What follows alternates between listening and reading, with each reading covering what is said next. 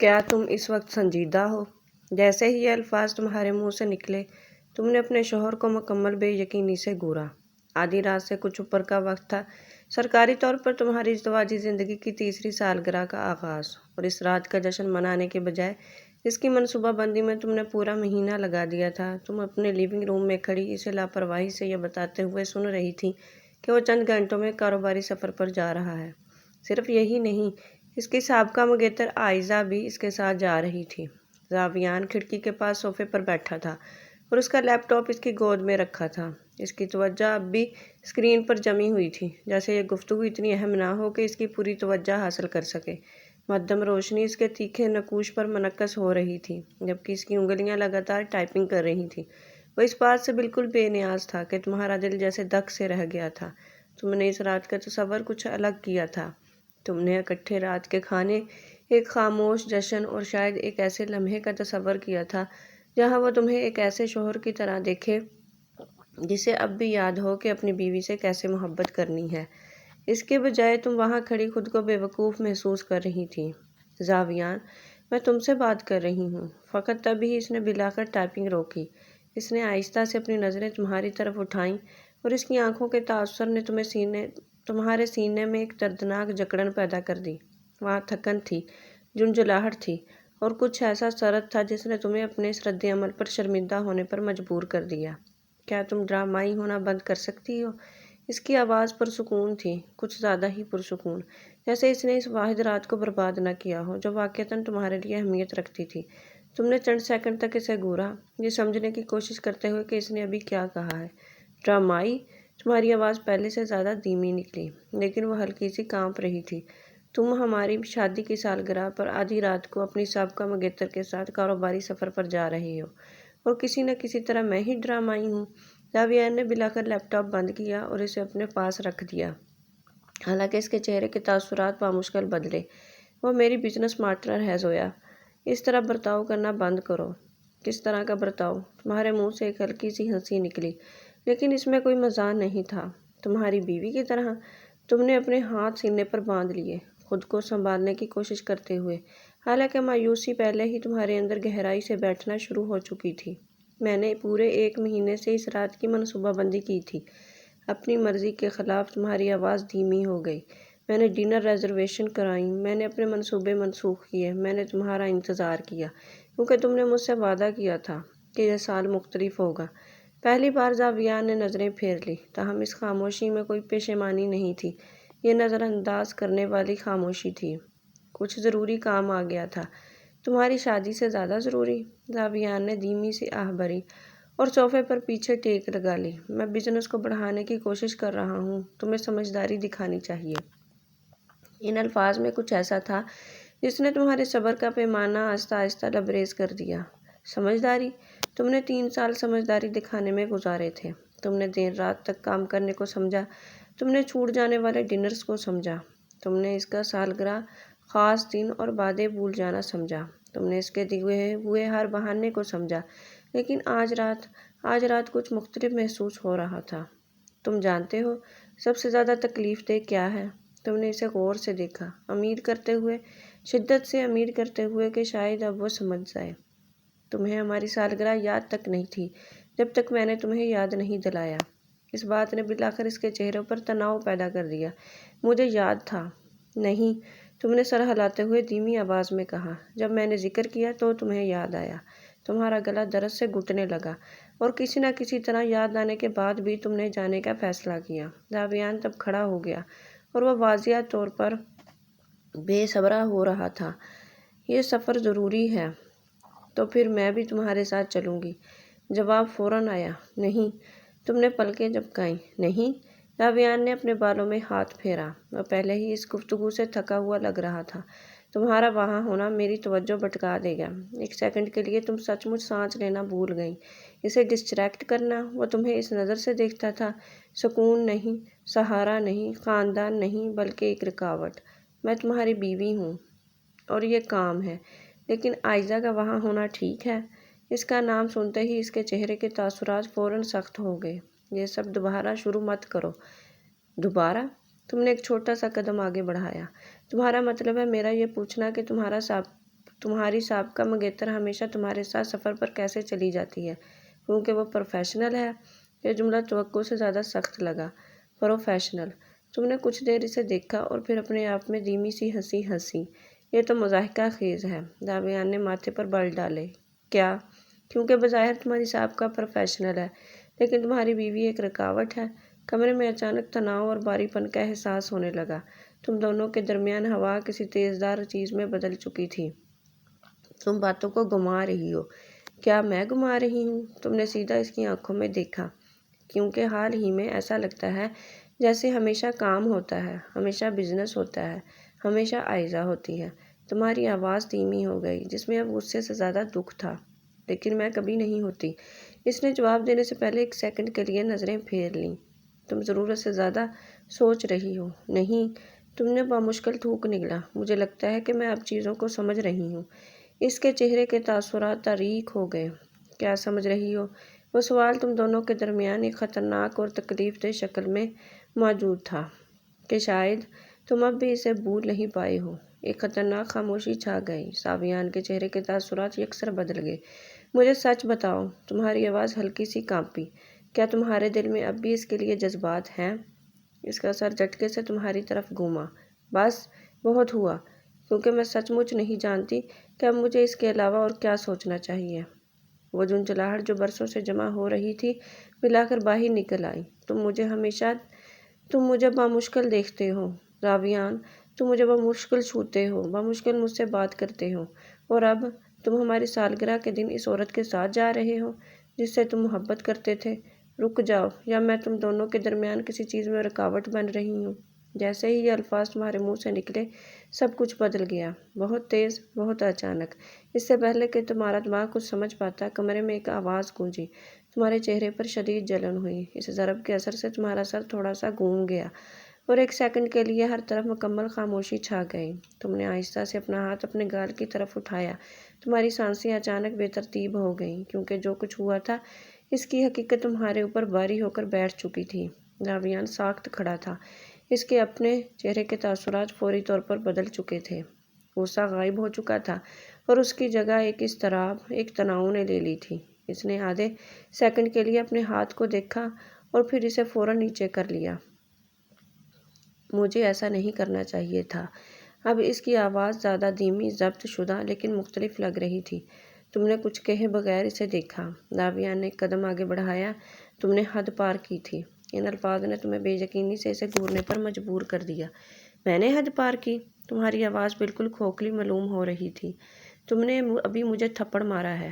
راویان نے واضح جھنجھلاہٹ کے ساتھ ایک گہری سانس بھری۔ تم مجھے مسلسل اکسا رہی تھی۔ تو اب یہ میری غلطی ہے؟ راویان نے لمحے بھر کے لیے اپنی آنکھیں بند کیں۔ میرا یہ مطلب نہیں ہے۔ میرا رد عمل غلط تھا۔ اس نے ایک اور وقفہ لیا۔ مجھے افسوس ہے۔ وہ معذرت عجیب لگی، بہت دیر سے، بہت معمولی، بہت سرد۔ تم نے دوبارہ بولنے سے پہلے کچھ دیر اسے دیکھا۔ تم نے مجھے تھپڑ مارا ہماری شادی کی سالگرہ پر۔ تمہاری آواز کانپ اٹھی جب یہ الفاظ بالآخر تمہارے منہ سے نکلے، اور جب سے بحث شروع ہوئی تھی پہلی بار زاویان تم سے نظریں ملانے کے قابل نہیں رہا۔ تم دونوں کے درمیان ایک باری خاموشی چھا گئی جو دم گھٹنے والی اور ناقابل برداشت حد تک کشیدہ تھی۔ وہ بیڈ روم جو کبھی اپنا لگتا تھا اچانک اجنبی محسوس ہونے لگا، جیسے ان دیواروں کے اندر کچھ ایسا ہو گیا ہو جسے اب بدلا نہیں جا سکتا۔ راویان ایک لمحے کے لیے ساکت کھڑا رہا اور پھر تمہاری طرف ایک اور محتاط قدم بڑھایا۔ اس کے چہرے کے تاثرات بدل چکے تھے۔ پہلے والی سرد جھنجھلاہٹ غائب تھی اور اس کی جگہ ضبط شدہ جرم اور مایوسی نے لے لی تھی۔ لیکن اب بھی وہ ایک ایسے شخص کی طرح لگ رہا تھا جو نقصان کو سمجھنے کی بجائے صورتحال کو قابو میں کرنے کی کوشش کر رہا ہو۔ میں نے کہا نا، مجھے افسوس ہے۔ اس کا لہجہ اس بار زیادہ دھیما تھا لیکن اس میں اب بھی وہی پریشان کن سکون تھا جس نے تمہارے سینے میں درد پیدا کر دیا۔ میرا رد عمل غلط تھا۔ تمہارے منہ سے ایک ہلکی سی ہنسی نکلی لیکن وہ کھوکھلی لگ رہی تھی۔ غلط رد عمل؟ تم نے اسے یوں دیکھا جیسے تم اپنے سامنے کھڑے شخص کو پہچانتی ہی نہ ہو۔ تم نے مجھے مارا۔ زاویان کا چہرہ فوراً تن گیا۔ تم مجھ پر بے بنیاد الزام لگاتی رہیں، تو کیا اس سے یہ سب ٹھیک ہو جاتا ہے؟ زاویان نے فوراً اپنا سر نفی میں ہلایا۔ نہیں۔ اس نے آہستہ سے سانس چھوڑی واضح طور پر صورتحال کو مزید بڑھنے سے پہلے قابو میں کرنے کی کوشش کرتے ہوئے۔ نہیں،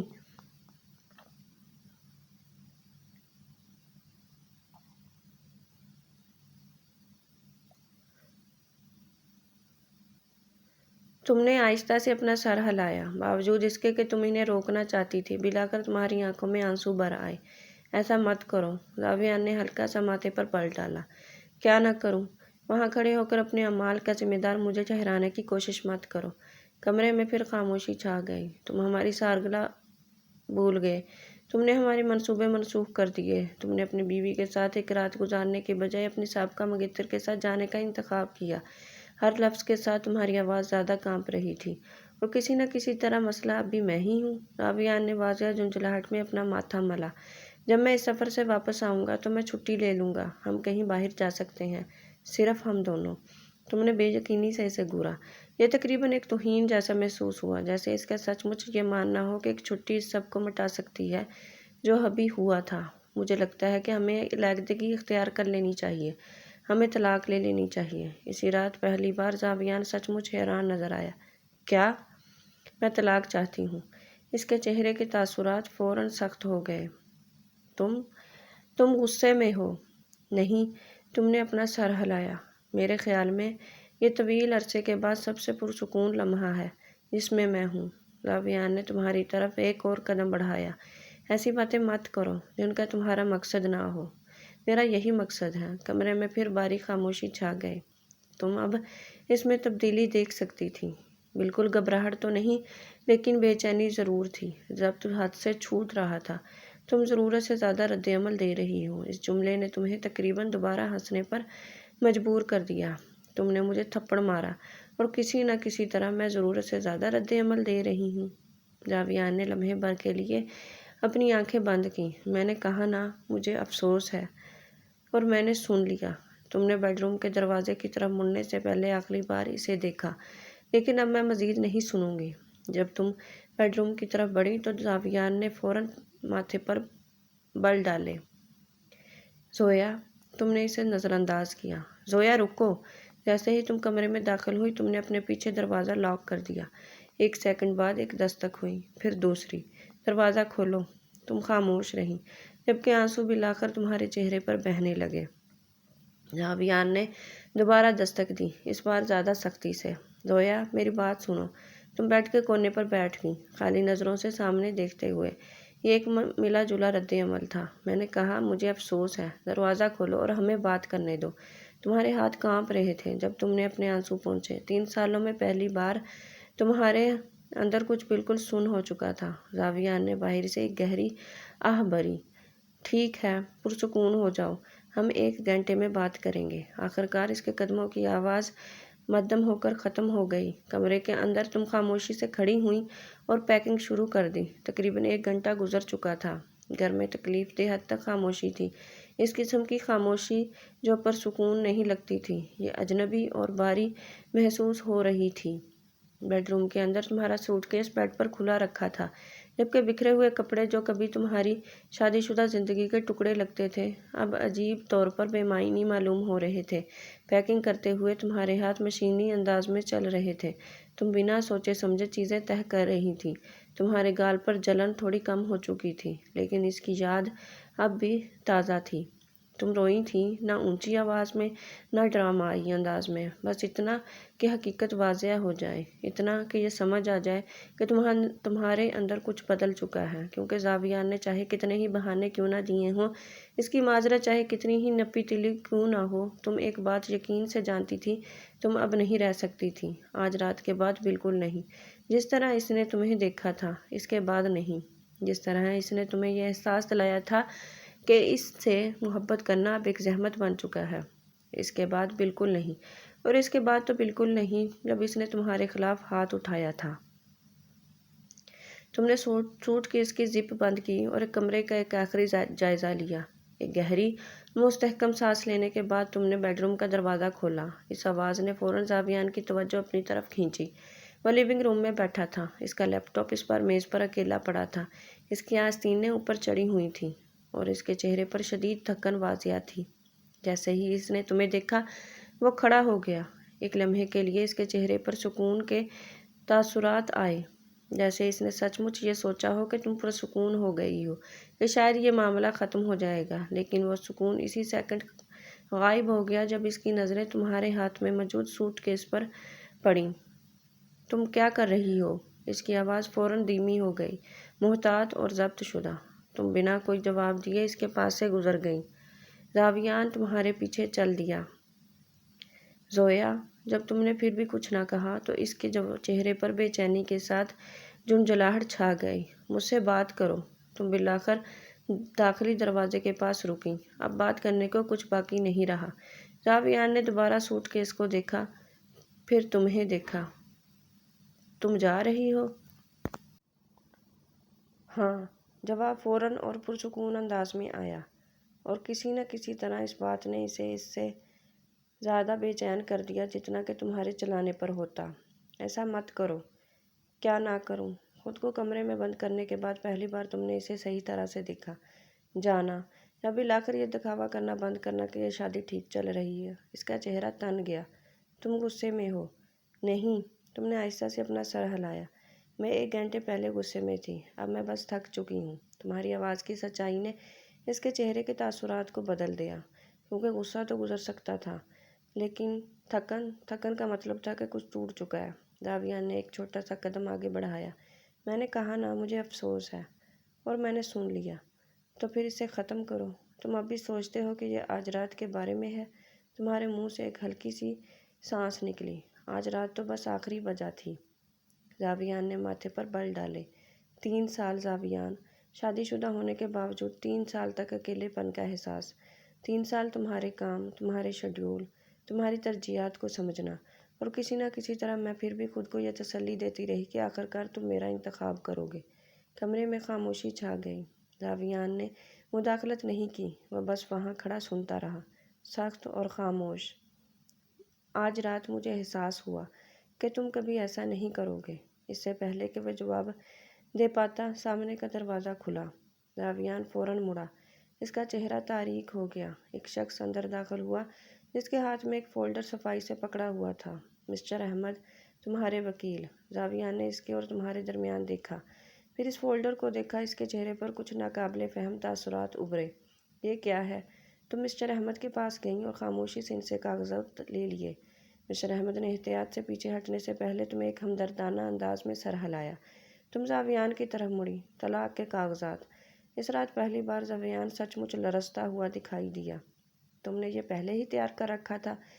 نہیں، تمہاری آواز پرسکون رہی۔ لیکن آج رات کے بعد میں نے کال کی۔ راویان کے منہ سے ایک مختصر بے یقینی کی ہنسی نکلی۔ تم سنجیدہ ہو؟ مکمل طور پر۔ اس نے کئی سیکنڈ تک تمہارے ہاتھوں میں موجود کاغذات کو گھورا۔ زویا، رکو۔ اب اس کی آواز میں تناؤ زیادہ واضح تھا، کم سرد، زیادہ کھنچا ہوا تھا۔ ہم اسے ٹھیک کر سکتے ہیں۔ نہیں، تم نے اپنا سر ہلایا۔ تم معذرت کر سکتے ہو، تم پچھتا سکتے ہو، لیکن تم جو ہوا اسے نہیں مٹا سکتے۔ تم نے خاموشی سے آخری صفحے پر دستخط کیے اور پھر اس کے قریب جا کر کاغذات اس کے ہاتھ میں تھما دیے۔ راویان نے نیچے ان کاغذات کو دیکھا، پھر تمہیں دیکھا۔ اس طرح مت جاؤ۔ تو پھر میں کس طرح جاؤں؟ تمہاری آواز بالآخر کانپ گئی۔ جشن منانے کے بعد، ہماری سالگرہ برباد کرنے پر تمہارا شکریہ ادا کرنے کے بعد؟ راویان نے گہری سانس چھوڑی۔ مجھ سے غلطی ہو گئی۔ نہیں، تم نے سیدھا اس کی آنکھوں میں دیکھا۔ غلطی پھول بھول جانا ہوتا ہے، غلطی ڈنر چھوڑ دینا ہوتا ہے۔ تم نے مجھے تکلیف دینے کا انتخاب کیا۔ وہ الفاظ بڑی سختی سے لگے، اور اس بار راویان کے پاس کہنے کو کچھ نہیں تھا۔ تم نے خاموشی سے اپنا ہاتھ اٹھانے سے پہلے ایک لمحے کے لیے اسے گھورا۔ وہ تھپڑ اس کے گال پر لگا، زیادہ زور سے نہیں، تشدد کے ساتھ نہیں، لیکن کافی تھا، اسے ساخت کرنے کے لیے کافی، اسے سمجھانے کے لیے کافی۔ تمہارا ہاتھ واپس تمہاری سائیڈ پر گر گیا۔ یہ، تمہاری آواز ہلکی سی کانپی۔ تکلیف کا احساس ایسا ہوتا ہے۔ تم پیچھے ہٹیں۔ تم ایک ایسے انسان بن گئے ہو جسے اب میں نہیں پہچانتی۔ راویان دنگ رہ گیا، خاموش، جیسے بالآخر اسے سمجھ آ گیا ہو کہ یہ حقیقت ہے۔ شادی کی سالگرہ مبارک ہو، راویان۔ تمہاری آواز دھیمی سی ٹوٹ گئی، اور اس کے ساتھ ہی تم نے اپنا سوٹ کیس اٹھایا اور دروازے کی طرف بڑھ گئیں۔ راویان بالآخر حرکت میں آیا۔ زویا، اس کی آواز تمہارے پیچھے آئی، اس بار زیادہ دھیمی اور کشیدہ۔ ایسا مت کرو۔ لیکن تم نہیں رکی، تب بھی نہیں جب وہ تمہارے پیچھے آیا، تب بھی نہیں جب اس نے تمہارا نام پکارا، تب بھی نہیں جب تمہارے پیچھے گھر میں خاموشی چھا گئی، کیونکہ برسوں میں پہلی بار تم نے بلا کر اپنے لیے انتخاب کیا تھا۔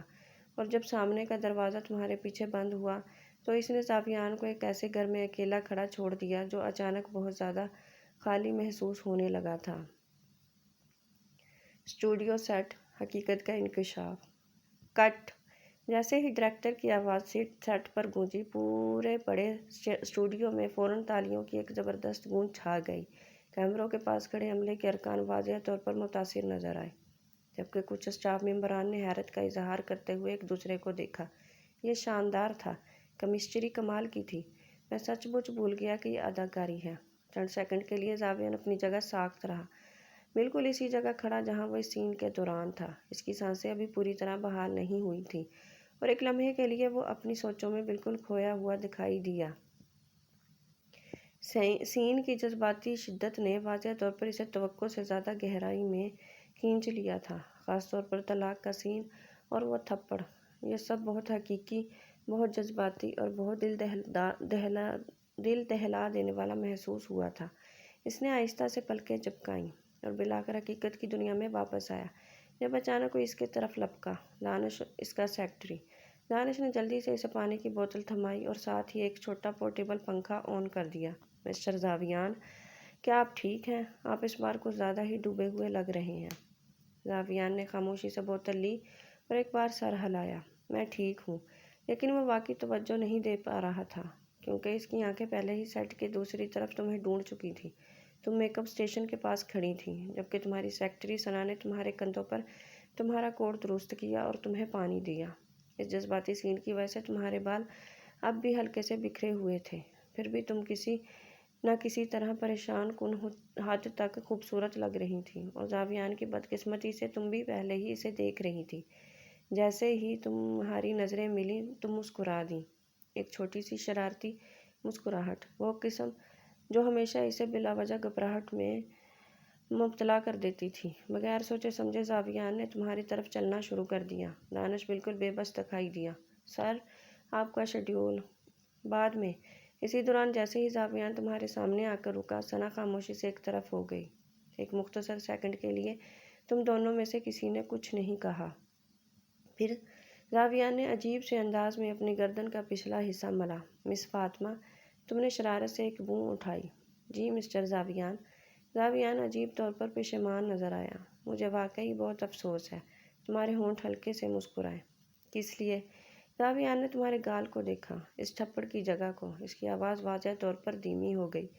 میں جانتا ہوں کہ یہ اداکاری تھی، لیکن وہ اب سچ مچ فکر مند دکھائی دے رہا تھا۔ مجھے امید ہے کہ درد نہیں ہوا ہوگا۔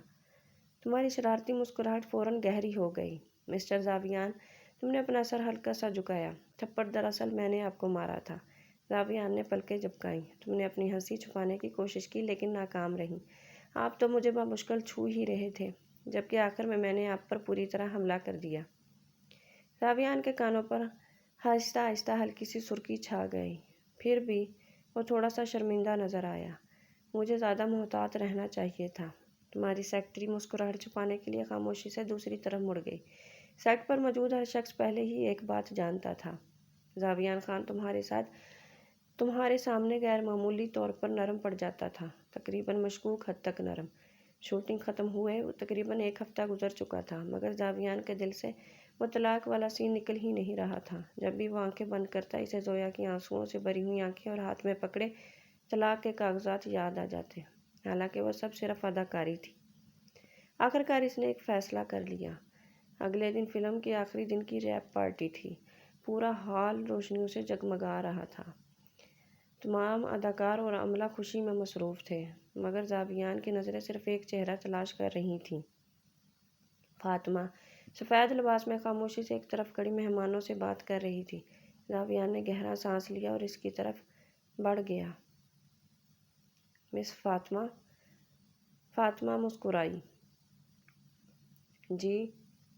جی مسٹر زاویان۔ اس بار زاویان نہیں مسکرایا۔ آج میں اسکرپٹ کا کوئی ڈائلاگ نہیں بول رہا۔ فاطمہ کے چہرے پر حیرت ابھری۔